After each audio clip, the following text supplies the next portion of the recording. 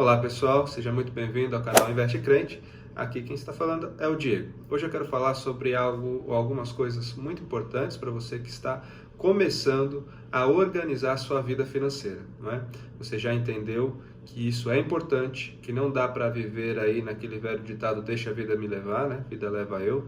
Não pode ser assim, você tem que ser protagonista da sua vida, você precisa tomar a rédea, né? do seu dinheiro, do seu orçamento. Em outros momentos nós vamos falar um pouco mais aí sobre o planejamento financeiro, controle, orçamento, né? E hoje eu quero falar aqui os primeiros passos para que você saia, né, de onde você está e tente aí alcançar realmente o seu objetivo. Primeira coisa, né, que você precisa pensar realmente, ou melhor dizendo, a primeira coisa que você precisa ter nesse processo de mudança, nesse processo de reorganização, é uma mudança, uma modificação do seu pensamento. Se você continuar pensando que as coisas foram sempre assim, que não tem jeito, né? Eu, por exemplo, cresci ouvindo assim, olha, se você não fizer um boleto, se você não fizer uma dívida, realmente você nunca vai conseguir ter nada. Se você não parcelar esse carro em 60 vezes, realmente esse é o único jeito que a gente consegue de conquistar as coisas, né? Não, se você não tiver um cartão de crédito, você não vai conseguir comprar nada em sua vida. E a gente tem que parar com isso, mudar esse tipo de pensamento. A primeira coisa que nós temos que fazer é realmente, como Paulo ensina em uma das suas cartas, transformar o nosso pensamento pela renovação da nossa mente. Se você não muda pensamento, dificilmente você vai mudar o comportamento, né? Em outro momento nós vamos falar sobre objetivos, metas e hábitos. E o hábito, ou ter uma vida realmente focada para investimento, para geração de renda, essa mudança toda de vida, isso vai ser um hábito, ou deve ser um hábito na sua vida. Investir precisa se tornar um hábito na sua vida. E para isso você precisa mudar o seu pensamento. Parar de pensar que, olha, foi sempre assim, vai ser sempre assim, né? E não tem jeito, não tem jeito. Basta você se organizar e tomar realmente o controle da sua situação financeira. E para isso, eu quero falar hoje sobre aqui 4 passos muito importantes nessa construção, tá certo?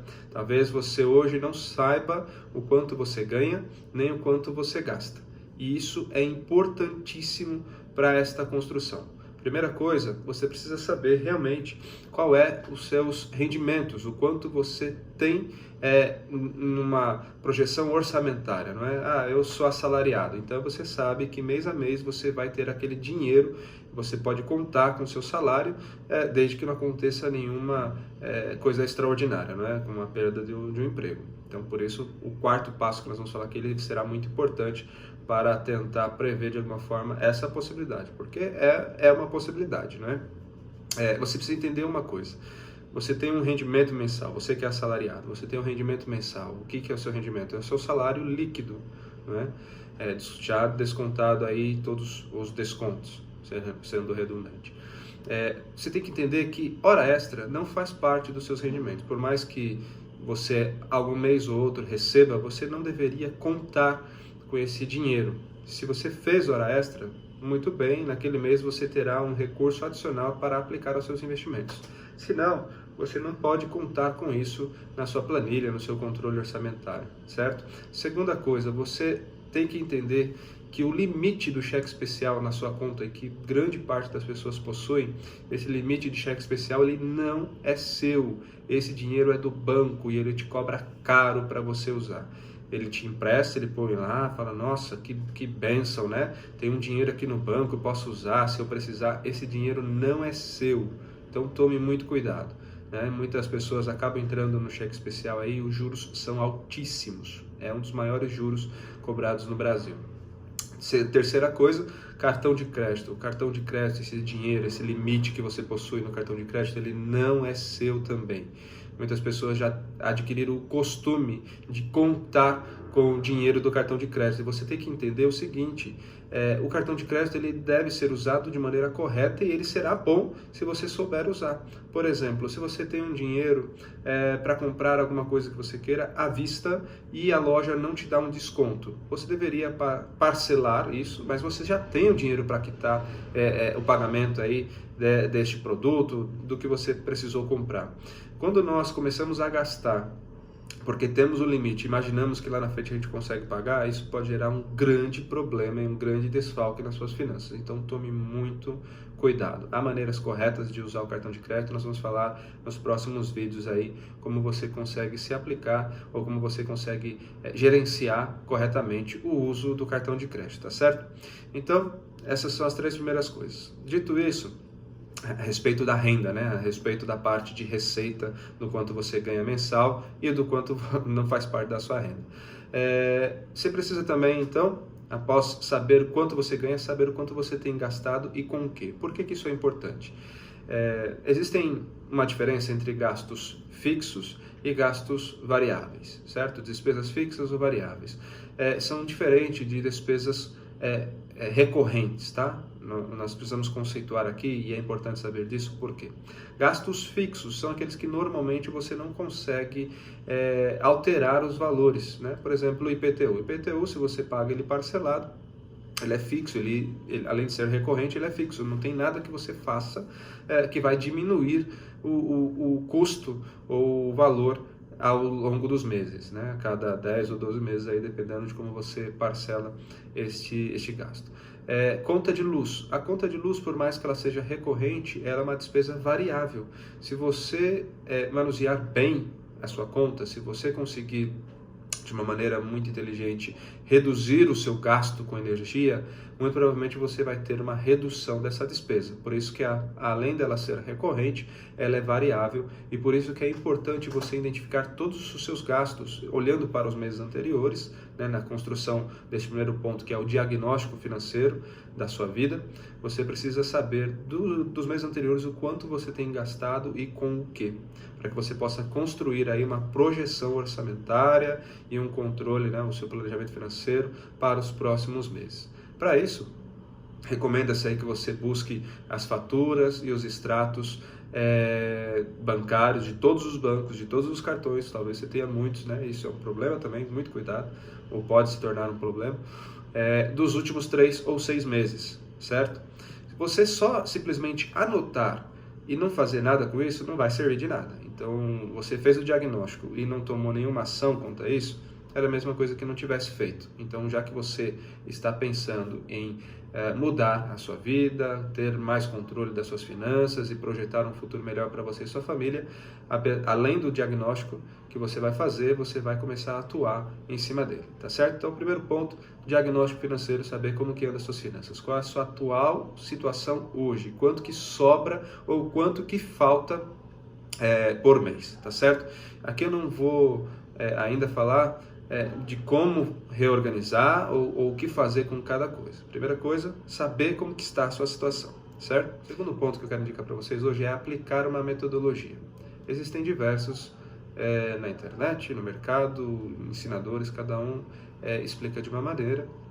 E tem uma que eu acho muito válida, que é o 70-30, ou seja, 70% você aplica no seu dia de hoje, 70% você vai utilizar para se pagar hoje e 30% você vai aplicar para o seu futuro. E nós vamos falar também em outros vídeos como fazer essa destinação, como você pode gerenciar bem estes recursos, certo? Dentro dos 70%, indica-se que você gaste entre 50% a 55%, destine esses recursos para suas despesas essenciais, certo? E o que eu gostaria que você frisasse naquilo que realmente é essencial para a sua sobrevivência, seja moradia, né? Digamos aí aluguel, condomínio ou financiamento da casa, água, luz, gás, comida, né? O mercado aí mensal que você faz, 50% a 55% deveria ser destinado para isso, faculdade, né? Em outros vídeos nós podemos detalhar um pouco mais sobre isso. E o que faz com os outros 20%?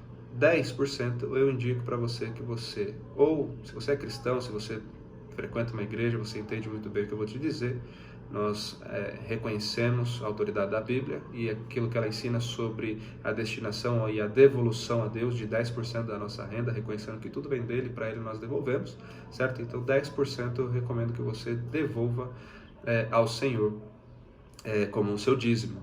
Grandes ensinadores e escritores, eles recomendam que 10% de tudo que você ganha, você destine, então, para doação, para fazer uma obra de caridade, para ajudar alguém, né? Mas você que é cristão, você que crê na Bíblia, você entende muito bem quando eu digo que você deveria dar o seu dízimo, né? E aqui eu não quero entrar em polêmica sobre se você acha que é certo, se não é, que fazem com o seu dízimo, você não fazem. É isso que nós acreditamos, é isso que a Bíblia ensina e ponto. Em outros vídeos ou em outras oportunidades nós podemos discutir melhor sobre esse assunto, tá certo? E os outros, então, 10%, considerando que você destinou 50% para as suas despesas essenciais, os outros 10% você poderia aí dividir. Então, 5% para o lazer, certo? O que é lazer? É um jantar especial, um dia no parque, um cinema, tudo que você vai utilizar para se divertir. Então, 5% você precisa destinar. Se você viver uma vida simplesmente de limites, né, limitações, não pode isso, não pode aquilo, não pode gastar, não pode comprar, muito provavelmente você vai ter algum problema aí, vai desistir desse plano financeiro. E os outros 5% é para a educação.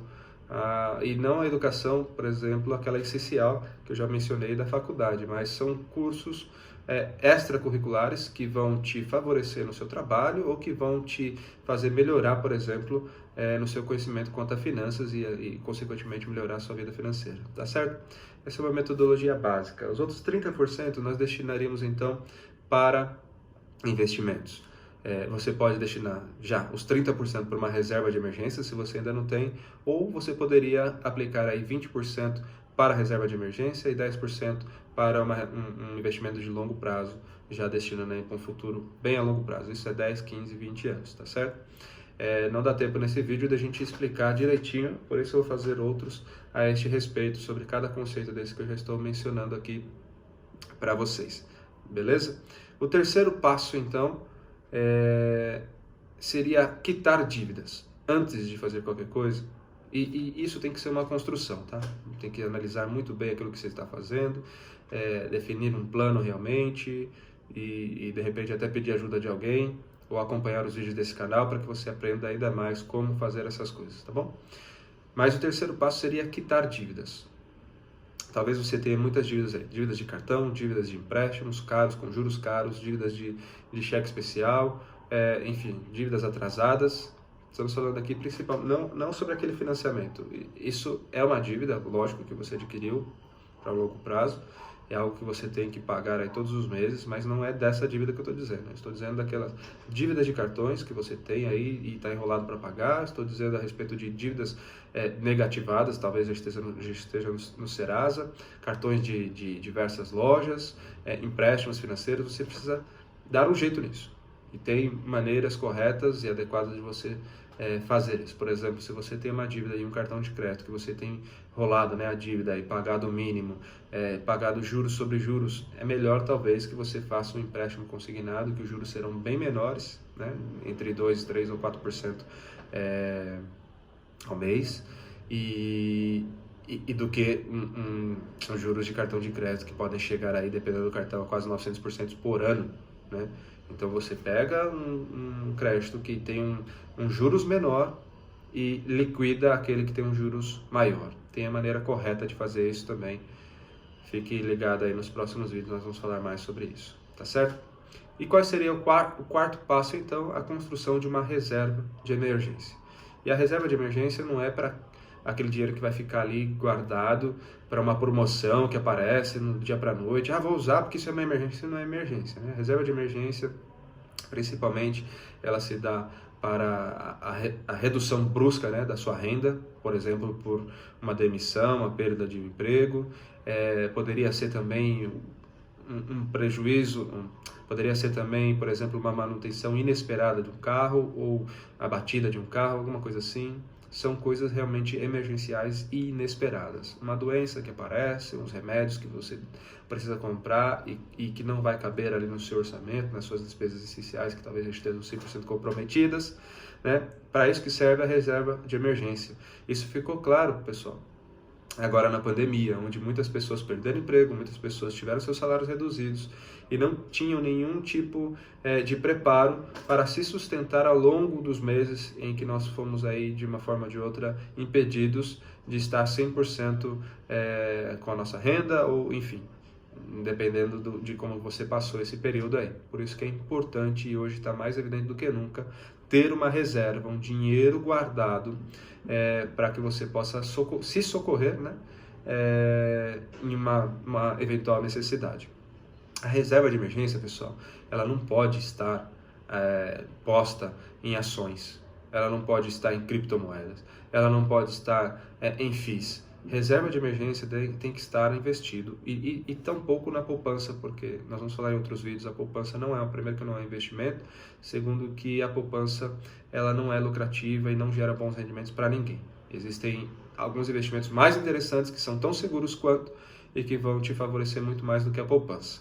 Se você quer saber mais sobre isso, comenta aqui no vídeo e nós vamos fazer um vídeo específico de por que não deixar um dinheiro parado na poupança, tá certo? Mas a reserva de emergência ela tem que estar em um investimento de liquidez imediata, ou seja, a hora que você precisar desse dinheiro você pode ir lá e resgatar, pegar ele e utilizar.